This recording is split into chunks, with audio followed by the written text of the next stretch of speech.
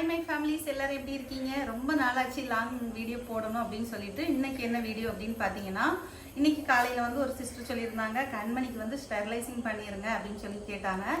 ஆமாங்க, நானும் அப்படி பண்ணுறதுக்கு தான் இருக்கேன். கண்மணியை பொறுத்த வரைக்கும் அவள் எத்தனை மாதம் பிள்ளை அப்படிங்கிறது கரெக்டாக எனக்கு தெரியாது பார்த்தீங்களா.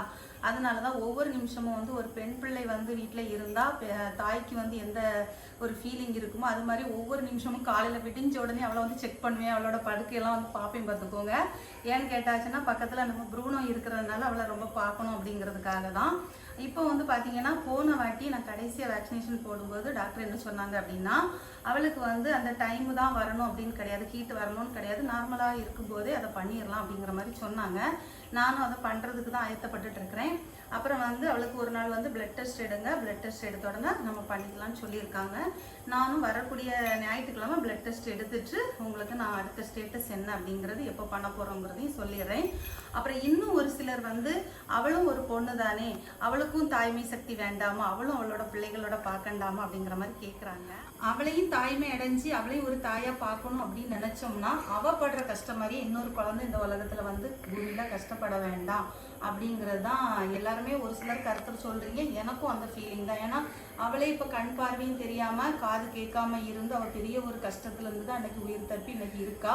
அது மாதிரி இவளுக்கு பிறக்கக்கூடிய குழந்தைங்களும் அந்த மாதிரி ஏதாவது ஒரு ப்ராப்ளம் வந்துன்னா உண்மையிலேயே அது ரொம்ப பெரிய கஷ்டமாக போயிடும். அதனால் தயவுசெய்து அந்த மாதிரி கமெண்ட் பண்ணவங்க அதை புரிஞ்சுக்கிடுங்க. இப்போதைக்கு அவள் ஹாப்பியாக இருக்கிறா. இன்னைக்கு அவளோட சந்தோஷம் தான் நமக்கு முக்கியம். ரொம்ப முக்கியமான ஒரு விஷயம் என்னன்னு பார்த்தீங்கன்னா, அவளுக்கு வந்து நம்ம ப்ரூனோ இங்கே இருக்கிறது. ப்ரூனோ இருக்கிறதுனால அவள் ஒரு தனிமையை என்ன செய்யலை, உணரலை. அவள் வந்து நல்ல ஜாலியாக எல்லோரும் கூடயும் நல்லா அழகாக இருக்கிறா. இன்னைக்கு இந்த வீடியோ எடுக்கும்போது அவள் இவ்வளோ சைலண்டாக இருக்கக்கூடிய காரணமே இந்த பெல்ட்டு தான் பார்த்துக்கோங்க. ஏன்னு கேட்டாச்சுன்னா முன்ன மாதிரி அவளை இப்படி பெல்ட்டை இப்படி பிடிச்சாலே கழுத்தை உதறி ரொம்ப கஷ்டப்படுத்துவா. அவளை பிடிக்கவே முடியாது, தூக்கி மடியிலையும் வைக்க முடியாது.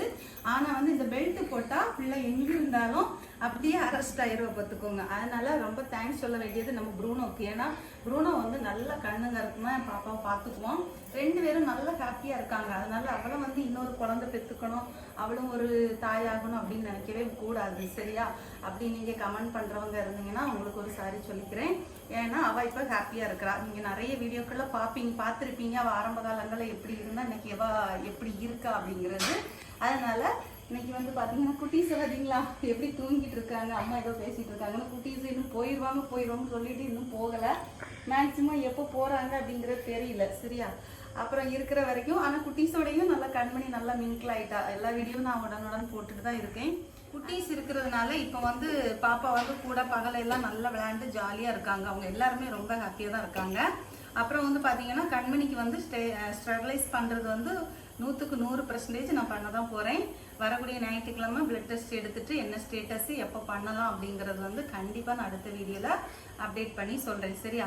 அப்புறம் வந்து உங்களுக்கு ஏதாவது சொல்லணும்னா கமெண்ட்டில் சொல்லுங்கள். இதுக்கு மேலே என்ன சொல்கிறதுன்னு தெரில. எல்லாருமே ரொம்ப நல்லா இருக்கான். ப்ரூனோவும் வந்து ரொம்ப இம்ப்ரூவ்மெண்ட் ஆகிட்டான். ஏன்னா அவனுக்கு உடம்பு சரியில்லாமல் இருந்தது. அவனும் இப்போ ரொம்ப என்ன செஞ்சுட்டான், நல்லா ஆக்டிவ் ஆகிட்டான். எல்லாரும் நல்லா ஆரோக்கியமாக ஹெல்த்தியாக இருக்காங்க. குழந்தைங்களுக்காக நல்லா வேண்டிக்கோங்க. சரியா? இன்னொரு வீடியோ சந்திக்கலாம். Tata, bye bye.